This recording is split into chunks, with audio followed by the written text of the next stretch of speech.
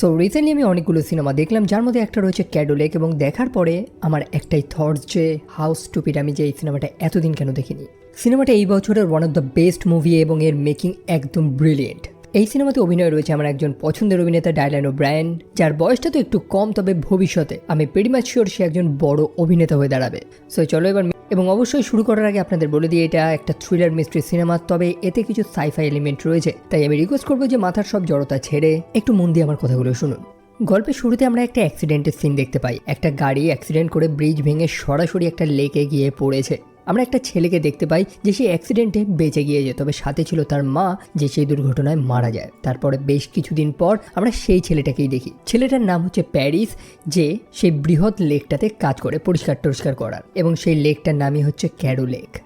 বেশ কিছুটা দূরে একটা বড় ড্যাম বানানো হয়েছে, একটা বাঁধ। প্যারিসের পিতা, যার নাম হচ্ছে বেন, যে সেই বাঁধটার একদমই এগেনস্টে, তার বিপক্ষে। সে সেখানে বাঁধ একদমই পছন্দ করে না। সে মনে করে যে সেই বাঁধটার জন্য সেই লেকের জলে কোনো সমস্যা হচ্ছে, বা সেখানকার যে প্রাকৃতিক পরিবেশ বা সেই নেচারে অনেক ক্ষতি হচ্ছে। প্যারিস ছেলেটা একটু একা একা থাকে, কথা কম বলে, যদিও সে প্রথমে এরকম ছিল না। গল্পের শুরুতেই তো দেখলাম যে একটা দুর্ঘটনাতে সে তার নিজের মাকে হারায়, এবং তারপর থেকেই ছেলেটা এরকমই হয়ে গেছে।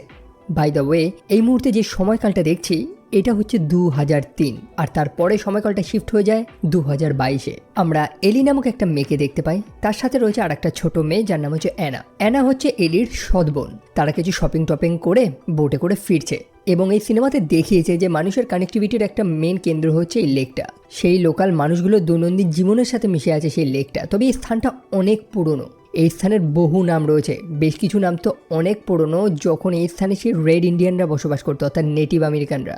সো এলি এবং অ্যানা সেখান থেকে ফিরছে। অ্যানার এক বন্ধু, স্কুলের বন্ধু স্যাফায়ার, তার সাথে দেখা হয় সেখানে। অ্যানা জানায় যে এই স্যাফায়ার নাকি এই লেকে কিছু উলফদের দেখেছে, নেকড়েদের দেখেছে। এখন ব্যাপারটা শুনতে তো একটু স্ট্রেঞ্জ যে এরকম জলাশয়তে উলফরা কি করছে। আর যদিও বা এই স্থানটার ভৌগোলিক অবস্থানও তো সেরকম না যে এখানে উলফরা বসবাস করবে, আজ অব্দি কোনো মানুষ তো দেখিনি। সেটা নেহাতি মনের ভুল ছাড়া আর কি বা হতে পারে। যাই হোক, সেই মুহূর্তে সেই লেকের জল কিন্তু অনেকটা কমে গিয়েছে, এলি এটা লক্ষ্য করে। তারপর তারা যখন নিজেদের বাড়ির কাছে গিয়ে পৌঁছায়, সেখানে বেশ কিছু বাচ্চা কুচ্চা ভিড় করে রয়েছে, কারণ সেখানে একটা মৃত কুমির পড়ে রয়েছে যার শরীরের অর্ধেকটা কাটা। এবং কাটা বলতে এমন না যে কোনো জন্তু খেয়ে নিয়েছে বা কেউ কেটে দিয়েছে, একদম প্রপারলি কাট দেওয়া, মানে সেই কাটিংয়ে কোনো বেঁকাচোরা নেই, একদম স্ট্রেইট।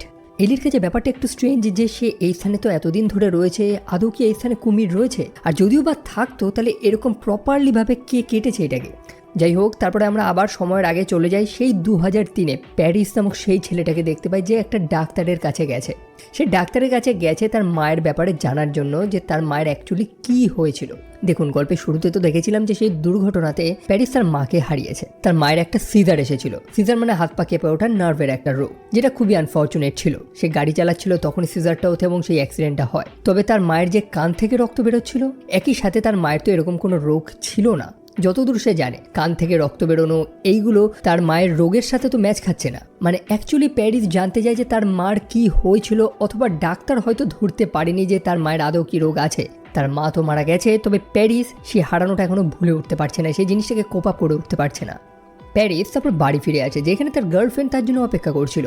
সে তার গার্লফ্রেন্ডকে সি বলে ডাকে। প্যারিস ইদানিং খুবই ডিস্টার্বড, কোনো কিছুতে তার মন নেই। এইটা নিয়ে মেয়েটা খুবই চিন্তিত। রিসেন্টলি মেয়েটা এই স্থান ত্যাগ করে হাউস্টনে যাওয়ার কথা, তবে প্যারিসের চিন্তা করেই সে যায়নি। অন্যদিকে এলির গল্পে আসে যখন সালটা হচ্ছে 2022। সে একটা ফ্যামিলি গেট টুগেদারে বসেছে। সেই ছোট্ট অ্যানা নামক মেয়েটা, সে তার পিতার ড্যানিয়েলকে কিছু মরা মথ দেখায়। সেই 4 চোখওয়ালা মথ যেগুলো বহু বছর আগে বিলুপ্ত হয়ে গেছে। এখন বাকি লোকেরা তো এটা দেখে অবাক হয়ে যায় যে এই ছোট বাচ্চাটা একটা বড় ডিসকভারি করেছে। যে পতঙ্গগুলো বহু বছর আগে বিলুপ্ত হয়ে গেছে তারা এখানে আসলোই বা কি করে? সত্যিই তো তাই। অ্যানা সেই লেকের মধ্যেই তো সেই মথগুলোকে পেয়েছিল, কি করে আসলো তারা এখানে? যাই হোক, সেখানে সবাই আনন্দ করছে, যেমনটা বললাম একটা গেট টুগেদার। কিন্তু এলি একদমই এনজয় করছে না, কারণ এলি এই পরিবারটাকে তার নিজের পরিবার মনে করে না। যেমনটা বললাম, অ্যানা কিন্তু এলির সৎ বোন। এলির মা আর একটা বিয়ে করেছে। এলির মায়ের নাম হচ্ছে সিলেস্ট, যার নতুন হাজব্যান্ড হচ্ছে ড্যানিয়েল, এবং ড্যানিয়েল খুবই ভালো। অ্যানা নামক মেয়েটা ড্যানিয়েলেরই মেয়ে, এবং সে এলিকেও নিজের মেয়ের মতনই রাখতে চায়। সেও এলিকে তার নিজের পরিবারের একটা অংশ বানাতে চায়, তবে এলি এটা অ্যাকসেপ্ট করতে পারছে না। এলি এসেছে তার আসল পিতার ডেথ সার্টিফিকেট নিতে। তার আসল পিতা নাকি গুম হয়ে গেছিল, গায়েব হয়ে গেছিল, তাকে আর খুঁজে পাওয়া যায়নি। মোটামুটি সেটা বহু বছর পর, এবং একটা মানুষকে 7 বছরের বেশি যদি খুঁজে না পাওয়া যায় তাহলে তাকে মৃত ঘোষিত করে দেওয়া হয়, এবং আশা করি তার ডেথ সার্টিফিকেটটাও পাওয়া যাবে। এলি রিসেন্টলি গ্র্যাজুয়েট করছে এবং তার কারণেই তার মায়ের সই এবং তার মৃত পিতার ডেথ সার্টিফিকেটটা লাগবে। এখন এলির নতুন পিতা অর্থাৎ ড্যানিয়েল কিন্তু এই সইটা চাইলে করতে পারে, কিন্তু এলি ড্যানিয়েলের এই সইটা নেবে না। এটা নিয়েই তার মায়ের সাথে নানান ঝগড়াঝাটি হয় এবং এলি সেই স্থানটা ত্যাগ করে সেখান থেকে বেরিয়ে চলে যায়। আর সেই মুহূর্তে দুটো সময়কাল অর্থাৎ 2022 এবং 2003-এর একটা সিন একসাথে দেখাচ্ছে। এলি তো সেই বোটে করে ফিরছে, অন্যদিকে প্যারিস তার নিজের গার্লফ্রেন্ডকে বিদায় জানাচ্ছে। প্যারিসের ঘরটা সেই লেকের পাশেই ছিল এবং প্যারিস এবং এলি তারা দুজনেই একটা অদ্ভুত আওয়াজ শুনতে পায়। তাদের পার্থক্যটা শুধু সময়ের ছিল, 20 বছরের ডিফারেন্স মাঝে, কিন্তু তারা দুজনেই এক অদ্ভুত আওয়াজ পায়, যেন একটা জোরে বিস্ফোরণ বা কিছু একটা আওয়াজ। যদিও প্যারিস সেটাকে ইগনোর তো করে দেয়, তবে এলি সেই লেকের মাঝখানেই কিছু উর্সদের দেখতে পায় যারা সেখানে হাঁটাচলা করছিল। এই স্থানে উর্সদের আসাটা একেবারে অসম্ভব। অবভিয়াসলি লেকের মধ্যে তো আর উর্ফরা থাকে না। এই যে দেখুন না, আজকে সকালেই তো এলি অ্যানার মুখ থেকে যখন শুনতে পেরেছিল যে তার বন্ধু এই স্থানে কিছু উর্সদের দেখেছিল, সে সেটাকে মজা ঠাট্টার রূপেই নিচ্ছিল, কিন্তু এখন সে নিজের চোখে সেই স্থানে কিছু উর্সদের দেখছে। যাই হোক, এলি তারপর চলে যায় তার নিজের বন্ধুর বাড়িতে, যদিও তার বন্ধু এটাকে একদমই ভালো চোখে নিচ্ছে না যে এলি সবসময় এখানে থাকুক। এলি একটা কমপ্লিকেটেড সিচুয়েশনে পড়ে গেছে, তার বেচারা নিজের থাকারও জায়গা হচ্ছে না এবং সে তার নতুন পরিবারটাকে নিজের পরিবার হিসেবে মেনেও নিতে পারছে না। যাই হোক, পরের দিন সকালবেলায় তার ফোন এসেছে। ব্যাপার হচ্ছে যে তার বোন অর্থাৎ তার সৎ বোন অ্যানা তাকে খুঁজে পাওয়া যাচ্ছে না। আসলে গতকাল রাতে এলি তো রাগ করে চলে গিয়েছিল এবং তার বোন তার পিছু পিছু গিয়েছিল। অ্যাকচুয়ালি অ্যানা কিন্তু এলিকে খুব ভালোবাসে, তবে সে গিয়ে তো ছিল কিন্তু আর ফিরে আসেনি, এবং আনফর্চুনেটলি সেই স্থানের একটা মানুষও অ্যানাকে দেখেননি। ড্যানিয়েল তখন এলির থেকে তার বোটের চাবিটা চায়, সে এখন খুঁজতে যাবে নিজের মেয়েকে। এলি থেকে চাবিটা তো দিয়ে দেয়, তবে সেখানে আর বোট নেই। একটু আগেই, জাস্ট 1-2 মিনিট আগেই এলি সেই স্থানে তার বোটটা রেখেছিল, সেই বোটটা আচমকা গায়েব। কে নিয়ে গেল সেটা? অন্যদিকে এখন সময়কালটা হচ্ছে 2003, যে সময়তে আমরা প্যারিস নামক সেই ছেলেটাকে দেখতে পাই। সে তো সেই লেকে কাজ করে, সেটাকে পরিষ্কার করার কাজ সে কাজ তো করছে, তবে সেই মুহূর্তে সেই স্থানের জল আবার কমে গেছে। তার সাথে যে বোটটা রয়েছে সেই বোটটা তো আর সেখানে যেতে পারবে না, যেহেতু জল কম, সেই কারণে প্যারিসকে হেঁটেই কাজ করতে হবে। তবে সে কিছু অদ্ভুত জিনিস সেখানে লক্ষ্য করতে পারে। প্রথমত কিছু মানুষের চেঁচানোর আওয়াজ, এক টাইপের হেলিকপ্টারের আওয়াজ, তবে আকাশ তো পরিষ্কার, কোনো হেলিকপ্টার সেখানে নেই। হতেই পারে তার কানের সমস্যা। সেখানে তার রেডিওতেও একটু সমস্যা হচ্ছিল এবং সে চলতে চলতে ফিল করতে পারে যেন সে একটা অন্য স্থানে প্রবেশ করেছে, একটা অদৃশ্য দেওয়ালের ওপারে চলে গেছে। সেই মুহূর্তে তার কানে তালা লেগে যায়। প্যারিস বুঝতে পারে যে এখান থেকে হয়তো এগোনোটা ঠিক হবে না, সেই কারণে সে ঝট করে আবার পিছিয়ে আসে এবং সব কিছু আবার নর্মাল হয়ে যায়। একই সাথে সে কিছু উলফের আওয়াজও শুনতে পেরেছে। সে মনে করছে যে তার মাথায় হয়তো কোনো সমস্যা হয়েছে। এমনকি সেই মুহূর্তে তার নিজেরও একটা সিজার দেখতে পায় সে, তার হাতটা কাঁপছে, ঠিক যেমনটা তার মায়েরও হতো। প্যারিস সেখান থেকে পিছিয়ে আসে এবং তার পার্টনারের সাথে সাক্ষাৎ করে। জল আবার বেড়ে গিয়েছে হালকা, তবে এবার জলের সাথে অনেক ময়লাও সেখানে ভেসে এসেছে, বালতি শালতি অনেক কিছু, আর এবং সেই নোংরার কারণেই তাদের বোটটা আটকে গেছে, চলতে পারছে না। প্যারিস সে বোটের পাখাটা পরিষ্কার করতে যায় এবং দেখতে পায় যে সেই পাখাতে একটা দড়ি জড়িয়ে রয়েছে এবং সেটার মধ্যে একটা নেকলেসও রয়েছে। যাই হোক, এই দড়িটা মন দিয়ে দেখবেন, একটু চিনে রাখবেন। তবে প্যারিস সেখানে যে নেকলেসটাকে পেয়েছে সেটাকে সে চেনে, এটা তার মায়ের নেকলেস, যে প্রায় অনেক দিন আগেই মারা গিয়েছে। প্রথম থেকেই প্যারিস একটু ডিস্টার্ব ছিল, তার মায়ের মৃত্যু এবং তার সেই রোগটা নিয়ে তার মনে নানান ডাউট ছিল, এবং এখন সেই ডাউটগুলো আরও বেড়ে গেছে যে তার মায়ের নেকলেস, হুবহু তার মা তাকে যে নেকলেসটা দিয়েছিল সেরকমই আর একটা নেকলেস সেখানে আসলো কি করে। একই দেখতে এখন তার কাছে দুটো নেকলেস রয়েছে এবং তার মাথায় প্রশ্ন আরও বাড়তেই আছে। সে তার গার্লফ্রেন্ড সিকে নিয়ে চলে যায় সেই স্থানে। এই স্থানে জলটা তখন কম ছিল এবং সেখানে সে পায়ের ছাপও দেখতে পেয়েছে, যেন এই রাস্তা ধরে কেউ গেছে। তবে এখন তো আবার জল বেড়ে গেছে, সে পায়ের ছাপও তো নেই এবং কালকের মতন সিচুয়েশনও সেখানে নেই। সত্যি কথা বলতে সে তার গার্লফ্রেন্ডকে বলে বোঝাতে পারছে না যে সে কোন জিনিসটা দেখেছে বা সে কেমন একটা জিনিস এক্সপিরিয়েন্স করেছে। তার গার্লফ্রেন্ড তো কিছু বুঝতে পারছে না, তবে তাকে একটু শান্ত করার চেষ্টা করছে। সে অ্যাকচুয়ালি প্যারিসকে ভালোবাসে, প্যারিসের জন্যই সে কিন্তু সে হস্টনে যায়নি, এখানে রয়ে গেছে। মোটামুটি বহু দিন পর তারা একসাথে বোটে করে কোথাও বেরিয়েছিল আজকে। এর আগে তারা বেরিয়েছিল 1999 সালে, যখন এই স্থানে একটা খরা দেখা দিয়েছিল। তাদের বোট আটকে গেছিল কারণ সেখানে জল কম, কাদা মাটি বেশি ছিল। আর তখনই প্যারিসের সেই কথাটা মনে আসে যে এই স্থানে তো খরাও দেখা দিয়েছিল, এই লেকটাতে কখনো কখনো জল কমেছে, কখনো কখনো জল আচমকা বেড়ে গেছে। সিম নামক সেই মেয়েটা যেখানে প্যারিসকে আরো শান্ত করার চেষ্টা করছে, তাকে আরো ঠিক করার চেষ্টা করছে, উল্টে তার কথাগুলো প্যারিসের মনে আরো আলাদা আলাদা ডাউট ক্রিয়েট করছে। সো এখন আমরা বুঝে গেলাম যে এখন দুটো সময়কালে অর্থাৎ 2003 এবং 2022-এর দুটো ইনভেস্টিগেশন চলছে। একদিকে প্যারিস, তার মনে নানান প্রশ্ন যে তার মায়ের অ্যাকচুয়ালি কি হয়েছিল। সে অদ্ভুত স্থানটাতে প্রবেশ করার পর সে কিছু আওয়াজ পেয়েছে, এমনকি সে তার নিজের মাকে ফিল করেছে। ঠিক তেমনই একটা রোগ যেটা তার মার ছিল সেটা তারও হয়েছে। অন্যদিকে 2022-এ অ্যানাকে খুঁজে পাওয়া যাচ্ছে না। অ্যানা যে বোটে করে বাইরে বেরিয়েছিল, পুলিশেরা সেই বোটটা খুঁজে পেয়েছে। তবে এলি জানায় যে সেটার মধ্যে অরেঞ্জ কালারের একটা লাইফ জ্যাকেট রয়েছে, সেটা মিসিং রয়েছে। হয়তো অ্যানা নামক সেই ছোট বাচ্চা মেয়েটা জীবিত রয়েছে এখনো, কে জানে। তবে তার পিতার মনে তো নানান চিন্তা। একই সাথে প্যারিসের মাথাতেও নানান চিন্তা তৈরি হচ্ছে, কারণ সে লক্ষ্য করেছে যে তার মায়ের যতবার সেই সিজারটা উঠেছে ততবারই সেই লেকের জলটা নেমে গেছে। যেমনটা বললাম, তার মায়ের একটা রোগ ছিল এবং তার পিতা সেই সময়গুলোকে নোট করে রাখতো, যখন যখন তার মায়ের সেই সিজারটা উঠতো, সেই রোগটা লাগতো। এবং প্যারিস সেই লেকের রিপোর্টটা জোগাড় করে এনেছে এবং সেটা হুবহু মিলে যাচ্ছে যে যেদিন যেদিন তার মায়ের সেই সিজারটা উঠেছে সেদিন সেদিন সেই লেকের জলটা নেমে গেছে নিচে। অন্যদিকে এলির মা সিলেস্ট, সেও চিন্তিত যে অ্যানাকে খুঁজে পাওয়া যাচ্ছে না। অ্যানা অবশ্যই তার নিজের মেয়ে তো না, তবে সে তাকে নিজের মেয়ের মতনই ভালোবাসে এবং সে চায় যে এলিও অ্যানাকে তার নিজের বোনই মনে করুক। তবে এখন যেহেতু অ্যানাকে আর খুঁজে পাওয়া যাচ্ছে না, হয়তো আর অ্যানা কোনোদিন ফিরে আসবে না। সেলেস্ট হাল ছেড়ে দিয়েছে। আসলে এটা তো নতুন কিছু না, তার নিজেরই হাজবেন্ড, সেও তো বহু বছর আগে তাকে ছেড়ে দিয়ে চলে গেছিল, অর্থাৎ এলির পিতা। সে নাকি একটা মেয়েকে ভালোবাসতো এবং তার জন্যই সে এলির মাকে ছেড়ে দিয়ে চলে গেছিল। এই কথাটা সে এলিকে এতদিন বলেনি। এলি জানতো যে তার পিতা নাকি মিসিং, তাকে নাকি খুঁজে পাওয়া যাচ্ছিল না। সে এলির মাকে ছেড়ে দিয়ে চলে গেছিল একটা মেয়ের জন্য। সেই মেয়েটার সাথে এলির মায়ের মুখোমুখি হয়েছিল, তাদের মধ্যে ঝগড়াও হয়েছিল যখন এলি অনেক ছোট ছিল। তা সত্ত্বেও তার পিতা তার জন্য আর ফিরে আসেনি। কথাগুলো এলির মনটা ভেঙে দেয়, যে পিতার খোঁজে সে এতদিন লেগে রয়েছে, সেই মানুষটাই যে এত খারাপ সে কোনোদিন কল্পনাই করতে পারেনি। তার নিজের বর্তমান পরিবারটাকে সে নিজের মনে করতে পারছে না। সেই ছোট মেয়েটা অর্থাৎ অ্যানা, যে এলিকে এতটা ভালোবাসত, তাকেও খুঁজে পাওয়া যাচ্ছে না। এলির চারপাশটা যেন ভেঙে চুরে যাচ্ছে। সেই কারণে এলি নিজের থেকে বোট নিয়ে বেরিয়ে পড়ে অ্যানাকে খোঁজার জন্য। আসলে সে অ্যানার মিসিং হওয়ার জন্য নিজেকে দায়ী করছে, কারণ সেই মেয়েটা তো এলিকে খোঁজার জন্যই একা একা বেরিয়েছিল। এলি রাতের বেলা সেই লেকে গিয়ে পৌঁছায়। পুলিশ তখনও সেখানে চারিদিকে তল্লাশি করছে, তবে এলি লুকিয়ে রয়েছে যাতে পুলিশেরা তাকে না দেখতে পায়। সে লুকিয়ে লুকিয়ে চলছে এবং চলতে চলতেই যেন সে একটা ভিন্ন স্থানে গিয়ে পৌঁছায়। ভিন্ন স্থান বলতে জঙ্গলটা তো সেই একই রয়েছে, তবে চারপাশটা একটু আলাদা লাগছে। সাথে তার ফোনটাও নেই। সে যে বোটটায় করে এসেছে সেই বোটটাও সে দেখতে পাচ্ছে না এবং চারপাশে যে পুলিশগুলো সেগুলো আচমকা নেই। এলি খুবই কনফিউজ, সে ভবঘুরের মতন চারিদিকে ঘুরছে এবং দূরে একটা মানুষকে দেখতে পায়। সেই মানুষটা অ্যাকচুয়ালি সকালবেলা সেখানে ফিশিং করতে আসছিল। সেই মানুষটার সাহায্য নিয়ে এলি তার বাড়িতে গিয়ে পৌঁছায়, তার মায়ের কাছে গিয়ে পৌঁছায় এবং দেখতে পায় যে তার পিতা যেন কিছু একটা খুঁজছে। তার মা খুবই চিন্তিত এবং তার মা তাকে জিজ্ঞেস করছে যে তুমি কি জলাশয়তে কিছু দেখেছো, বা গতকাল রাতে অ্যানা কি তার সাথে বা তার পিছু পিছু কোথাও গিয়েছিল, কারণ অ্যানাকে খুঁজে পাওয়া যাচ্ছে না। সেই কারণেই তার মা চারিদিকে ফোন করছে। তবে ওয়েট, এটা তো পুরনো খবর না। অ্যানাকে খুঁজে পাওয়া যাচ্ছে না, চারিদিকে খোঁজ পর্ব চলছে, এটা তো মোটামুটি একদিন আগের খবর। সেলেস তখন এলিকে জানায় যে ড্যানিয়েলের বোট প্রয়োজন, এলি যাতে তৎক্ষণাৎ তাকে সেই বোটটা দেয়। অ্যানাকে খুঁজে পাওয়া যাচ্ছে না, তাকে সে খুঁজতে যাবে। আর তখন এলি জানলা দিয়ে দেখতে পায় যে তার নিজেরই আর একটা ভেরিয়েন্ট সেইখানে বোটে করে ফিরে আসে। এখন ব্যাপারটা আশা করি আপনারা বুঝতে পেরে গেছেন। এই এলি টাইম ট্রাভেল করে একদিন আগে গিয়ে পৌঁছেছে। আর সেই কারণেই তো প্রথম এলিকে যখন আমরা দেখেছিলাম, যখন সে প্রথম জানতে পেরেছিল যে অ্যানাকে খুঁজে পাওয়া যাচ্ছিল না, তখন তার মা তার সাথে অদ্ভুত আচরণ করে যে সে এখানে দাঁড়িয়ে আছে কেন, তাকে তো তার পিতার কাছে অর্থাৎ ড্যানিয়েলের কাছে যাওয়া প্রয়োজন। আসলে তার মা এই কথাটা তো এই টাইম ট্রাভেল করে আসায় এলিকে অলরেডি বলে ফেলেছে। সেই কারণে সে এলি যখন আরেকবার এখানে আসে, সে একটু রেগে যায় যে সে এখানে এখনও কেন দাঁড়িয়ে রয়েছে। যাই হোক, সেই টাইম ট্রাভেল করে আসা এলি সে তো বুঝতে তো পেরেছে যে এখানে সময়ের কিছু লোচা হয়েছে, কিছু উল্টোপাল্টা হয়েছে। সে চুপচাপ বোটটা নিয়ে সেখান থেকে বেরিয়ে চলে যায়। আর সেই কারণেই তো প্রথমে আমরা দেখেছিলাম যে এলির সেই বোটটা পাওয়া যাচ্ছে না। সে বলেছিল যে সেই বোটটা সে এখানেই রেখেছে, কিন্তু আচমকা সেটা কিভাবে গায়েব হয়ে যায়।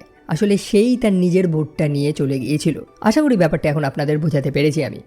এলি এবং প্যারিস তারা ঠিক এক্স্যাক্টলি সেম জায়গাতে ছিল, পার্থক্যটা ছিল জাস্ট সময়ের। এলির সামনে যে ব্রিজটা ভেঙে পড়ে রয়েছে, প্যারিসের সামনে সেই ব্রিজটা তখনও ঠিকঠাক রয়েছে। যাই হোক, এলি ঠিক সেই স্থানটাতে গিয়ে পৌঁছায় যে স্থান থেকে সে সময়ের আগে গিয়ে পৌঁছেছিল এবং আবারও সে এক অদ্ভুত ফিনোমেনা লক্ষ্য করতে পারে। সে একটা অদ্ভুত স্থানে গিয়ে পৌঁছায় যেটাকে ইন বিটুইনও বলা যেতে পারে। সেটা হচ্ছে দুটো সময়ের মাঝে। সেখানে সে অ্যানার আওয়াজ শুনতে পায় এবং সেই আওয়াজের পিছু করতে থাকে। অন্যদিকে প্যারিস, সেও তো সে অদ্ভুত স্থানটা ভালো মতন খতিয়ে দেখছে এবং সেও এলির আওয়াজ শুনতে পায় যে অ্যানাকে ডাকছে। সো একটা জিনিস তো আমাদের কাছে ক্লিয়ার যে সেই লেকে একটা নির্দিষ্ট স্থান রয়েছে, যে স্থানটার নাম হচ্ছে ফাউন্ড হার্ট। যাই হোক, এই নামটারও একটা মানে রয়েছে যেটা নিয়ে পরে ডিসকাশন করছি। তো সেই স্থানটাতে একটা নির্দিষ্ট সময়তে একটা পোর্টাল ওপেন হচ্ছে যেটা মানুষকে এক ভিন্ন সময়তে নিয়ে যাচ্ছে। তবে সেই সময়টা নির্দিষ্ট না, আপনি র্যান্ডামলি পৌঁছাচ্ছেন, আপনি জানেন না যে আপনি নিজে কোন সময়তে গিয়ে পৌঁছাবেন। উদাহরণস্বরূপ যেমন বলতে পারি যে একটা ঘরে দুটো দরজা রয়েছে, একটা দরজা আপনাকে অতীতে নিয়ে যাচ্ছে, একটা দরজা আপনাকে ভবিষ্যতে নিয়ে যাচ্ছে। তবে সেই ঘরটা হচ্ছে ইন বিটুইন, যেটা কোনো সময়েরই অংশ না। আর সেই স্থানটাতে পৌঁছানোর পরেই তো সবার কান বন্ধ হয়ে যাচ্ছে, কান থেকে রক্ত বেরোচ্ছে, এক অদ্ভুত টাইপের ফিলিংস পাচ্ছে তারা। আমি যদিও ঘর দিয়ে উদাহরণ তো দিলাম, তবে সেই ঘরের দরজা অনেক। এলি সেরকমভাবে আর একটা সময়তে গিয়ে পৌঁছায়, সে অ্যানাকে ফাইনালি খুঁজে পায়। তবে এটা সেই অ্যানা না যে হারিয়ে গেছে। এই ঘটনাটা ঠিক 1 মাস আগে, যখন এলি তার মায়ের সাথে ঝগড়া করে ঘরে ভাঙচুর করে চলে এসেছিল এবং অ্যানা তার পিছু করেছিল। এলির মনে আছে যে অ্যানার তো একটা দাঁত পড়ে গিয়েছিল, সে নিজে তুলে দিয়েছিল, তবে সেখানে এখন দাঁত রয়েছে। এই ঘটনাটা এলির মনে আছে যে এটা 1 মাস আগের, অর্থাৎ এটা সেই অ্যানা না যে হারিয়ে গেছে। সে অ্যানাকে তৎক্ষণাৎ বাড়িতে পৌঁছে দিয়ে আসে। অন্যদিকে প্যারিস, সেও তো সেই জঙ্গলে ছিল, এলির আওয়াজটা শুনতে পেয়েছিল এবং সেও সেই ইন বিটুইনে পৌঁছায় যেখানে সব আওয়াজ বন্ধ হয়ে যায়, অর্থাৎ দুটো সময়ের মাঝখানটা। প্যারিস ফাইনালি সেই ঘর থেকে তো বাইরে বেরিয়েছে এবং সে সেই জঙ্গলের মধ্যে একটা বাচ্চাকে আহত অবস্থায় পায়। যে বাচ্চাটা আর কেউ না, সেটা হচ্ছে অ্যানা। আমরা বুঝতে পারি যে এইটাই হচ্ছে সেই অ্যানা যে হারিয়ে গিয়েছে। সম্ভবত সে তার বোট নিয়ে এখানে এসেছিল এবং সেই পোর্টালের মধ্যে ঢুকে একটা অন্য সময়কালে এসে পৌঁছেছে এবং সে ঘায়েল। প্যারিস তৎক্ষণাৎ তাকে কোলে করে তুলে জঙ্গল থেকে বাইরে বেরোয় এবং সাহায্য খুঁজতে থাকে, তার চিকিৎসা প্রয়োজন। এবং সে লক্ষ্য করে যে এটা হচ্ছে সেই সময় যখন সেখানে বাঁধটা তৈরি হচ্ছিল, খনন করার জন্য ডায়নামাইট ইউজ হচ্ছিল, যে আওয়াজটা প্যারিস আগেও শুনতে পেয়েছে। কিছু লোকের হাতে সে সেই বাচ্চাটাকে তুলে দেয়, অর্থাৎ অ্যানা, যার চিকিৎসা প্রয়োজন। তবে সেই লোকগুলো পাল্টা তাকে প্রশ্ন করতে থাকে যে তুমি কি করছিলে সেই বাচ্চাটার সাথে এবং সেই জঙ্গলেই বা কী করছিলে। যাই হোক, সিচুয়েশনটা গরম হওয়ার আগে প্যারিস তো সেখান থেকে পালায়। তবে সেই লোকগুলোর থেকে জানতে তো পারে যে এখন সময়টা হচ্ছে 1952 এবং সেখানে ক্যাডো লেক বলে কোনো জায়গা নেই। হ্যাঁ, এই স্থানটার নাম ক্যাডো এবং অবভিয়াসলি সেখানে জঙ্গল তো আছে এবং সেখানে উলফও রয়েছে। আমরা এই উত্তরটা তো এবার ফাইনালি পেয়ে গেলাম যে সম্ভবত সেখানে যখন সেই পোর্টালটা ওপেন হয়, সেই দরজাটা, তখন হয়তো এই উলফগুলোই ভুলবশত সময়ের ওপারে চলে যায়, যার কারণেই বর্তমান সময়তে বহু মানুষ এই লেকের মধ্যে বেশ কিছু উলফদের দেখেছে। যাই হোক, প্যারিস কিন্তু এখন মনে মনে খুশি, সে ফাইনালি রিয়েলাইজ করেছে যে সেটা একটা পোর্টাল যেটার মাধ্যমে আপনি সময়ের আগে পরে যেতে পারবেন এবং হয়তো এবার সে তার মাকে বাঁচাতে পারবে। একই সাথে আমরা এই উত্তরটাও তো পেয়ে গেলাম যে অ্যানা সেই জঙ্গলের মধ্যে বা সেই লেকের মধ্যে যে মথগুলোকে পেয়েছিল, যেগুলো নাকি বহু বছর আগে বিলুপ্ত হয়ে গেছে, সেগুলো অবশ্যই সেই পোর্টালের মাধ্যমে বর্তমান সময়কালে চলে এসেছিল। সেই পোর্টালগুলো সেখানে র্যান্ডামলি রয়েছে, আপনাকে কোন স্থানে যেতে হবে এবং আপনি টাইম ট্রাভেল করে যে কোন সময়তে গিয়ে পৌঁছাবেন এটা আপনি জানবেন না। সেই কারণেই তো এলি এক অদ্ভুত সময়কালে গিয়ে পৌঁছেছিল, যখন সেই স্থানের গাছপালাগুলো এক অদ্ভুত রকমের ছিল, চারিদিকে কুয়াশা, মানে লেক বা জঙ্গলের মতন না। সময়কালটা কবেকার জানি না, হয়তো আরও পুরনো হতে পারে। তবে এটুকুনি তো আমরা জানি, সেই পোর্টালের এপার ওপারে শুধু মানুষ, জন্তু বা পতঙ্গ না, বরং শব্দও আসছে। এলি সেখানে তার নিজের ফোনের আওয়াজ শুনতে পায় এবং সেই ফোনের আওয়াজটা ফলো করতে করতেই সে পোর্টাল ক্রস করে আবার তার আগের জায়গাতে গিয়ে পৌঁছায়। ফোনটা সে রিসিভ করে এবং ড্যানিয়েল থেকে ফোন করেছে। ড্যানিয়েল খুবই চিন্তিত যে আবার এলি কোথায় চলে গেল। তার এক মেয়ে অ্যানাকে তো খুঁজে পাওয়া যাচ্ছে না, আবার এলিকেও পাওয়া যাচ্ছে না। তবে এলি সে তুই রহস্য উদ্ঘাটন না করা ছাড়া বাড়িতে গিয়ে পৌঁছাবে না।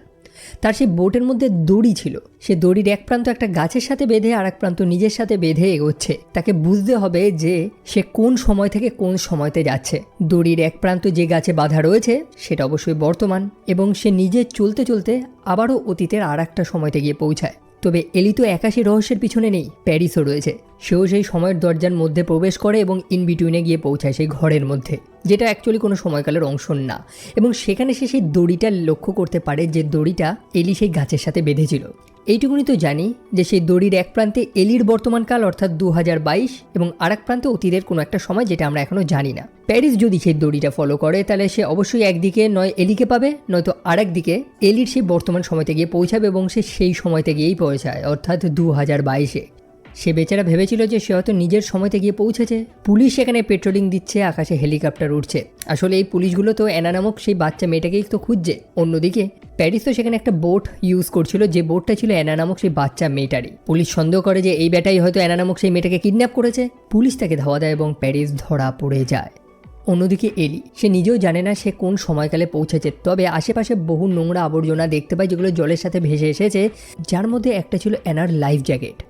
সে সেই সময়কালে এসে পৌঁছায় এবং দেখতে পায় এখন হচ্ছে সময়টা 2005 এবং সেখানে আমরা একটা বিড়ালের ছবিও দেখতে পাই যাকে সেখানে আচমকা পাওয়া গেছিল। মোটপাট আমরা বুঝতে পারি যে এই স্থানে এরকম ঘটনা বহু আগে থেকে ঘটছে যে আচমকা মানুষ কিছু না কিছু একটা জিনিস দেখছে, আর সেই কারণে এই স্থানটার নাম হচ্ছে ফাউন্ড হার্ট। দেখুন, কোনো জীবজন্তু পশু পাখির একটা গ্রুপকে হার্ট বলা হয়। আমার মনে হয় যে কোনো জীবজন্তু বা পশু পাখি সেই পোর্টালের মাধ্যমে আচমকা অন্য একটা সময়তে চলে গিয়েছিল, যাদেরকে সেখানকার লোকেরা আচমকা দেখে এবং সেই স্থানের নাম দেওয়া হয় ফাউন্ড হার্ট। সো এলি তো চারদিকে অ্যানার ছবি নিয়ে ঘুরছে, সবাইকে দেখাচ্ছে, তবে কেউ চিনতে পারছে না। তবে সেখানে সে একটা গাড়ি দেখতে পায়, যে গাড়িতে একটা নেকলেস ঝুলছে। এই নেকলেসটা তো এলির মা ইউজ করতো। এলি কোনো মতে সেই গাড়ির মধ্যে থেকে নেকলেসটা চুরি করে এবং সেই গাড়ির মালকিন যখন সেখানে চলে আসে, এলি তাকে জিজ্ঞেস করে যে এই নেকলেসটা তুমি কোথা থেকে পেলে। সেই মেয়েটার সাথে একটা বাচ্চা ছিল। সেই মেয়েটা জানায় যে এই নেকলেসটা তার হাজব্যান্ডের মায়ের, যার নাম ছিল অ্যানা ল্যাং। মেয়েটা জানে যে তার হাজব্যান্ডকে খুঁজে পাওয়া যাচ্ছে না, সে চলে গেছে কোথায়। সেই মেয়েটা তার গাড়িতে তার হাজব্যান্ডের মিসিং পোস্টারগুলো নিয়ে রেখেছে এবং এলি দেখতে পায় যে তার হাজব্যান্ড হচ্ছে এলির নিজেরই পিতা। অর্থাৎ এলির সামনে যে মহিলাটা রয়েছে সেটা হচ্ছে এলির নিজেরই মা এবং তার হাতে যে ছোট বাচ্চাটা রয়েছে সেটা এলি নিজেই। মনে আছে একটু আগে আপনাদের একটা গল্প শুনিয়েছিলাম, এলির মা অর্থাৎ সেলেস্ট এলিকে বলেছিল যে তার হাজব্যান্ড তাকে ছেড়ে দিয়ে চলে গেছিলো আর একটা মেয়ের জন্য। এলির মা সন্দেহ করেছিল যে এটাই হয়তো সেই মেয়েটা যার জন্য তার হাজব্যান্ড তাকে ছেড়ে দিয়ে চলে গেছিলো এবং সেই মেয়েটাই হয়তো তার হাজব্যান্ডের সেই নেকলেসটা নিতে এসেছে এখানে। তবে সে তো জানতো না যে সেটা তার নিজেরই মেয়ে। তবে এরকম একটা কমপ্লিকেশন ফ্যামিলি ট্রি তৈরি হলো কী করে? অবভিয়াসলি আপনারাও কনফিউজড, আমিও কনফিউজড, তবে চিন্তা নেই, জিনিসটা খুব ব্রিলিয়েন্টলি এক্সপ্লেন করা হয়েছে গল্পে। যাই হোক, সেই সেলেস্ট এলিকে বলছে যে তুমি কি জানো যে আমার স্বামী কোথায়? যদি তাকে তুমি দেখে থাকো বা যদি সে তোমার সাথে থাকে তো দয়া করে বলো যে তার মেয়ে তাকে খুঁজছে, তার ছোট মেয়েটা। এলি এইসব দৃশ্য দেখে তৎক্ষণাৎ সেখান থেকে পালায়। সে একটা সাইবার ক্যাফেতে চলে যায় যেখানে সে অ্যানা ল্যাংয়ের ব্যাপারে সার্চ করতে থাকে। প্রথমে সে অ্যানা বেনেট নামে সার্চ করে, কারণ সেই ছোট অ্যানার সারনেম তো বেনেট ছিল, তবে সেই নামে তো সে কিছুই পায় না। তারপরে সে অ্যানা ল্যাংয়ের নামে সার্চ করে এবং সে ফাইনালি পেয়ে যায় অ্যানা ল্যাং, যে 1999 সালে একটা দুর্ঘটনায় মারা গিয়েছিল। গল্পের শুরুতেই তো দেখেছিলাম যে প্যারিসের মা মারা গিয়েছিল অ্যানা ল্যাং। অ্যানা ল্যাং যখন মারা যায় তখন তার বয়স ছিল 55। তাহলে হিসেব মতন তার জন্ম হয়েছে 1944-এ। সেই ছোট অ্যানা যখন হারিয়ে গেছিল তখন তার বয়স ছিল 8। তো 1944 থেকে আরও 8 যোগ করে দিলাম, কত হলো? 1952। এলি তখন 1952 সালে সেই স্থানের স্কুলের আর্কাইভগুলো সার্চ করতে থাকে এবং সেখানে বাচ্চাগুলোর মধ্যে সে সেই অ্যানাকে দেখতে পায়, তার বোনকে। এখন আশা করি বোঝা গেছে আপনাদের ডাউটটা, যদি এখনও স্টিল ডাউট থাকে তো আমি ক্লিয়ার করে দিচ্ছি। সেই ছোট অ্যানা টাইম ট্রাভেল করে ভুলবশত 1952 সালে গিয়ে পৌঁছায়, যেখানে সে ঘায়েল হয়ে সেই জঙ্গলেই পড়েছিল। পরে প্যারিস সেখানে পৌঁছায় এবং অ্যানাকে আহত অবস্থায় পায় এবং সেখানকার লোকাল মানুষদের হাতে দিয়ে দেয় যাতে অ্যানার চিকিৎসাটা হয়। তারপরে থেকে অ্যানা সেখানেই বড় হয়েছে। পরবর্তীকালে সে একটা ভালো স্কুল টিচারে পরিণত হয় এবং বেন ল্যাংকে বিয়ে করে। তারপর থেকেই তার নাম হয়ে যায় অ্যানা ল্যাং। বেন ল্যাংকে প্যারিসের পিতা। যাই হোক, তাদের একটা বাচ্চাও হয়, একটা ছেলে, যেটা হচ্ছে প্যারিস। সো এবার আশা করি বুঝতে পারলেন লুপের সাইকেলটা, যে প্যারিস যে বাচ্চাটাকে বাঁচালো সেটাই তার নিজের মা। কি ভাই, নেটফ্লিক্সের সেই ডার্ক সিরিজটার মতন লাগছে তো এবার নাকি? এই সিনেমাটাতে ডার্ক থেকে অনেক ইন্সপিরেশন নেওয়া হয়েছে। সো এটা ডার্কের ভেরি লাইট ভার্সন আমরা বলতে পারি এই সিনেমাটাকে। তো যাই হোক, এলি তো এই মুহূর্তে রয়েছে 2005-এ, তবে প্যারিস সে 2022-এ আটকে রয়েছে। সেই হসপিটালে নিউজ চলছিল এবং নিউজ দেখেই প্যারিস বুঝতে পেরে যায় যে অ্যানা নামক একটা বাচ্চা মিসিং, তাকে খুঁজে পাওয়া যাচ্ছে না এবং এই অ্যানাকেই তো সে বাঁচিয়েছে, যে পরবর্তীকালে তার নিজের মায়ে পরিণত হবে। আর নিয়তির খেলা দেখুন, প্যারিসের পিতাকে এই হসপিটালেই রাখা হয়েছে। প্যারিস কোনো মতে পুলিশদের বোকা বানিয়ে তার পিতার সাথে সাক্ষাৎ করে। তার পিতা অলওয়েজ অ্যানাকে একটু পাগল মনে করেছিল, হয়তো তার মাথার সমস্যা আছে এরকম মনে করতো। আর কেনই বা মনে করবে না? একটা ছোট মেয়ে যার জীবনের প্রথম 8টা বছর সে একটা ভিন্ন সময়কালে কাটিয়েছে, সে যখন সত্য কথাটা সবাইকে জানাবে বাকি লোকেরা তো তাকে পাগলই মনে করবে। তবে প্যারিস সত্যটা তার পিতাকে জানায়। অন্যদিকে তার পিতা যে ভেন্টিলেশনে রয়েছে সে কথা তো বলতে পারছে না, তবে সে খুবই খুশি প্যারিসকে দেখে, কারণ প্যারিসকে সে ফাইনালি ফিরে পেয়েছে। এখন সময়কালটা কিন্তু 2022 এবং প্যারিসের সময়কালটা ছিল 2003। সেই 2003 থেকে কিন্তু প্যারিস গায়েব এবং এত দিন ধরে তার পিতা তার নিজের ছেলেকে খুঁজছে এবং এতগুলো বছর পর সে তার নিজের ছেলেকে নিজের সামনে দেখছে, ঠিক এক্স্যাক্টলি সেম দেখতে, একই রকম। অবশ্যই প্যারিস বলে তো বোঝাতে পারছে না যে সেই লেকের মধ্যে কিছু তো একটা আছে, তবে ফাইনালি সে তার নিজের মাকে বাঁচিয়ে দিয়েছে। কথাটার মানে আমি লাস্ট এক্সপ্লেন করছি। যাই হোক, পুলিশরা প্যারিসকে ধরতে যাবে, তবে সে কোনো মতে সে হসপিটাল থেকে বেরিয়ে পালায়। তাকে তার নিজের সময়কালে ফিরতে হবে। সে একটা কাপলের গাড়ি চুরি করে নিয়ে পালায়, যে কাপলটা আর কেউ না, সেটা ছিল সেলেস্ট এবং ড্যানিয়েল। সেলেস জাস্ট প্যারিসের মুখটা থেকে অবাক হয়ে যায় যে এই মানুষটাকে হুবহু তার হাজব্যান্ডের মতন দেখতে, যে তাকে বহু বছর আগে ছেড়ে দিয়ে চলে গেছিল। প্যারিস তারপর গাড়ি করে তো পালায়, তবে চারপাশ থেকে পুলিশ তাকে ঘিরে ফেলেছে। তার পালানোর আর কোনো রাস্তা নেই, সে ব্রিজের উপরে রয়েছে। সে বুঝতে পেরে যায় যে সেই লেকের জল যখনই কমে তখনই পোর্টালটা ওপেন হয় আর তারপরে আবার বন্ধ হয়ে যায়। তো তাকে তৎক্ষণাৎ সেখান থেকে বেরোতে হবে, নইলে সে তার নিজের সময়তে ফিরতে পারবে না। সেই কারণে সে সেই ব্রিজ থেকে ঝাঁপ মারে। তবে দুর্ভাগ্যবশত সেই ড্যামটা, সেই বাঁধটা তখন রিপেয়ারিংয়ের কাজ চলছিল, যে খবরটা গোটা সিনেমাতে বহুবার আমাদের শুনিয়েছে। আর সেটা তখন ভেঙে যায় আচমকা, যার কারণে সেখানে জলে একটা বড় ঢেউ আসে এবং প্যারিস সে মাথায় বাড়ি খেয়ে সেখানে জলে ডুবে মারা যায়। এটা খুবই আনফর্চুনেট যে মানুষটা এত লড়াই করলো প্রথম থেকে, তার এরকম একটা এন্ডিং হলো। বাট টু বি অনেস্ট, এটা স্যাড এন্ডিং না। কেন আমি সেটাও বলবো আপনাদের। অন্যদিকে এলি যে বুদ্ধি করে সেই দড়িটা বেঁধে রেখেছিল যাতে সে সেই পোর্টালের মাধ্যমে নিজের সঠিক স্থানে গিয়ে পৌঁছায়, সেই দড়ির সাহায্য নিয়েই সে সঠিক স্থানে গিয়ে তো পৌঁছায়। সে বাঁধ ভাঙার জল সেখানে চলে আসে এবং সেই পোর্টালটাও সেখানে বন্ধ হয়ে যায়। এবং সেই পোর্টালটা যখন বন্ধ হয়ে যায় তো দুটো সময়কালের মাঝখানে যে দড়িটা সে বেঁধেছিল সেই দড়িটা মাঝ বরাবর কেটে যায়। এবং আমরা ফাইনালি সেই কুমিরটারও রহস্যটা জানতে পারি যে সে কেন মাঝ বরাবর এরকম স্লাইস ছিল, একদম স্ট্রেট কাটা ছিল তার বডিটা। অবশ্যই বেচারে সেই কুমিরটা সেই পোর্টালের মাঝে দুটো সময়ের মাঝখানে ছিল যখন সেই পোর্টালটা বন্ধ হয়ে যায় এবং তার শরীরের অর্ধেকটা একটা অন্য সময়কালে গিয়ে ফেসে যায়। এবং দেখুন এইটাও এখন মেক সেন্স করছে যে এলি যখন সেই দড়িটা ধরে তার নিজের সময়কালে যাচ্ছিল তখন তার কাছে থাকা সেই নেকলেসটা একটা গাছে বেঁধে আটকে যায়। এলি সেটা আর হাতে নেয় না, বরং নিজের সময়কালে গিয়ে ফেরত চলে যায় এবং সে যে দড়িটা বেঁধেছিল সেই দড়িটাও আর একটা সময়তে গিয়ে হারিয়ে যায়। এখন আপনাদের সেই সিনটার কথা কি মনে আছে? প্যারিস যখন এই লেকটা ক্লিন করছিল তখন তার সেই বোটের পাখাতে একটা দড়ি এবং একটা নেকলেস জড়িয়ে গেছিল। এটাই হচ্ছে সেই দড়ির অর্ধেকটা যেটা প্যারিস বেঁধে রেখেছিল। এখন জল বেড়ে যাওয়া এবং কমে যাওয়ার রহস্যটা তেমনভাবে এক্সপ্লেন করা হয়নি, তবে যেটা আমার মনে হয় যে যখন সেখানে পোর্টালটা ওপেন হয় তখন পোর্টালের মাধ্যমে জলটাও অবশ্যই সেই সময়কালে চলে যায় যখন সেই স্থানে শুধু জঙ্গল ছিল, তাই ফলস্বরূপ সেখানে জলের স্তর কিছুটা নেমে যাবে। বাট পোর্টালটা এখানে কেন তৈরি হচ্ছে এই সায়েন্সটা এখন আমাদের এক্সপ্লেন করা হয়নি। এর ইতিহাসটা তো অনেক পুরনো, এইটুকুনি তো আমরা বুঝেছি, কারণ অ্যানা সেখানে সেই পুরোনো দিনের মদগুলোকে দেখতে পেয়েছিল যেগুলো বিলুপ্ত হয়ে গেছে। একই সাথে এলি সেই পোর্টালের মাধ্যমে এক অন্য স্থানে গিয়ে পৌঁছায় যে সময়কালটা দেখতে বড় অদ্ভুত। এই রহস্যটা তো উদ্ঘাটন হয়নি, তবে কিছু রহস্যই ভালো লাগে। যাই হোক, এলি ফাইনালি তার সময়কালে গিয়ে পৌঁছায় এবং দেখতে পায় যে ড্যানিয়েল বোটে করে এলিকে খুঁজছে। ড্যানিয়েল খুবই খুশি এলিকে পেয়ে। আসলে সেও তো এলিকে নিজের মেয়ে মনে করে, যদিও এলি এতদিন এই পরিবারটাকে নিজের পরিবার মনে করছে না, তবে এখন সে রিয়েলাইজ করে যে তাদের মধ্যেও তো রক্তের সম্পর্ক রয়েছে, এটাও তো তার পরিবার। এবং আশা করি আপনারা বুঝেছেন, যদি না বোঝেন তো বুঝিয়ে দিচ্ছি। সেই বাচ্চা মেয়েটা অ্যানা, সেটা তো ড্যানিয়েলেরই মেয়ে, তার মধ্যে ড্যানিয়েলের রক্তই তো রয়েছে। তো সেই অ্যানা টাইম ট্রাভেল করে অতীতে গেল 1952 এবং অতীতে বেন নামক একজন মানুষের সাথে তার বিয়ে হলো। বেন এবং অ্যানার বাচ্চা হলো যার নাম হচ্ছে প্যারিস। পরে প্যারিসের সাথে সেলেস নামক একটা মেয়ের ভালোবাসা হলো এবং তাদের আর একটা বাচ্চা হলো যেটা হচ্ছে এলি। তাহলে বুঝে গেলেন এবার কানেকশনটা। সো এলি বাড়িতে গিয়ে পৌঁছায় এবং তার মায়ের সাথে সাক্ষাৎ করে। তার মা বসে টিভি দেখছে। সেই মানুষটার ছবি যাকে সাসপেক্ট ধরা হয়েছে যে এ হয়তো অ্যানাকে কিডন্যাপ করেছে, কারণ অ্যানার সেই বোটেই সেই মানুষটাকে পাওয়া গেছিল, অর্থাৎ প্যারিস। সেলেস ভাবছে যে এই মানুষটাকে হুবহু সেই প্যারিসের মতনই দেখতে, অর্থাৎ তার বয়ফ্রেন্ড যে বহু বছর আগে তাকে ছেড়ে দিয়ে চলে গেছিল।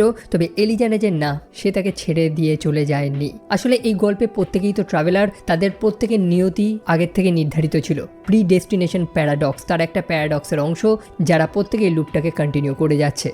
এলি তার মাকে অ্যানার সেই ছবিটা দেখায় যেটা সেই ক্যাফে থেকে সে বার করেছিল। অ্যানা একদম নিরাপদ, অবশ্যই সে একটা অন্য সময়কালে রয়েছে, তবে সে ঠিক আছে। এবং তার হাজব্যান্ড অর্থাৎ প্যারিস তাকে ছেড়ে যায়নি কোথাও, বরং এই সময়ের সাইকেলটাকে চালাতে সেও একটা বড় ভূমিকা নিয়েছে। প্যারিস ছেলেটা তো চেয়েছিল সেলেস্টের সাথেই থাকতে, সে তো অ্যাকচুয়ালি সেলেস্টকে ভালোবেসেছিল। সে বেচারা টাইম ট্রাভেল করে 1952-তে যায় এবং 52 থেকে সরাসরি 2022-এ গিয়ে পৌঁছায়। সে চেয়েছিল নিজের সময়কালে ফেরত যেতে, তবে সে পারেনি। তার গল্প এইটুকুনি ছিল, কিন্তু সে ব্যর্থ না অ্যাকচুয়ালি। গল্পের শুরুতে যেটা দেখেছিলাম যে তার মা সেই দুর্ঘটনায় মারা গেছিল, আসলে তাদের গাড়িটা যখন জলে পড়েছিল তখনও তার মা জীবিত ছিল, কিন্তু প্যারিস তার মাকে বাঁচাতে পারেনি। যে রিগ্রেটটা তার মধ্যে সারাটা জীবন থেকে গেছে এবং সে তার মাকে ফাইনালি বাঁচিয়ে দেয়। অবশ্যই সেই গাড়ি অ্যাক্সিডেন্ট থেকে তো না, তবে সেই সময়তে যখন তার মা অনেক ছোট ছিল, অর্থাৎ সেই 1952 সালের ঘটনার কথা বলছি আপনাদের। অন্যদিকে তার পিতা যে এতগুলো বছর ধরে তার ছেলের অপেক্ষায় ছিল, সেও তো মারা যাওয়ার আগে তার ছেলেকে একবার দেখতে পেরেছে। সেও তো সত্যটা জানতে পেরেছে যে তার স্ত্রী এবং তার ছেলে দুজনেই কেউ পাগল ছিল না, তাদের প্রত্যেকেরই একটা গল্প ছিল। এলি এতদিন ধরে এই পরিবারটাকে নিজের ফ্যামিলিতে মনে করতে পারেনি, তবে এখন সে বুঝতে পারে যে এই পরিবারের সাথে সে সরাসরি জড়িত রয়েছে। এবং তার মাও তো রিয়েলাইজ করে যে সেই বহু বছর আগে যে মেয়েটার উপর সন্দেহ করেছিল যে যার কারণে তার স্বামী অর্থাৎ প্যারিস তাকে ছেড়ে দিয়ে চলে গেছিল সেটা তো তার নিজেরই মেয়ে ছিল। তারা প্রত্যেকে একটা প্যারাডক্সের অংশ যাদের নিয়তিটা একদম প্রিডেস্টিন্ড। তবে আর একটা প্রশ্ন আসে যে আমাদের প্যারিসকে কি মরতেই হতো? সে যদি না পালাতো এবং 2022-এই থেকে যেত তাহলে কি হতো? আমি জানি না কি হতো, হয়তো তাকে মরতেই হতো কারণ তার নিয়তিটা তো প্রিডেস্টিন্ড। সে না মরলে এই লুপের সাইকেলটা হয়তো চলতোই না। আপনাদের কি মনে হয় সেটা আপনারা কমেন্ট সেকশনে জানাবেন। এবং ক্যাডোলেকের স্টোরি আপাতত এইটুকুই। গল্পের শুরুতেই আমি এটাকে ব্রিলিয়েন্ট বলেছিলাম কারণ আমি ইউজুয়ালি কোনো প্লট হোল এখানে খুঁজে পাইনি এবং এই সিনেমাটার ক্রিটিক রেসপন্স দুর্দান্ত। আর যদিও আমার এরকম একটু কমপ্লিকেটেড প্যাচালো গল্প ভালো লাগে, সেই কারণে আমি এই সিনেমাটাকে আরও বেশি এনজয় করেছি এবং সেই কারণে আপনাদের সাথেও শেয়ার করলাম। বাকিটা আপনারা কমেন্ট সেকশনে জানাবেন।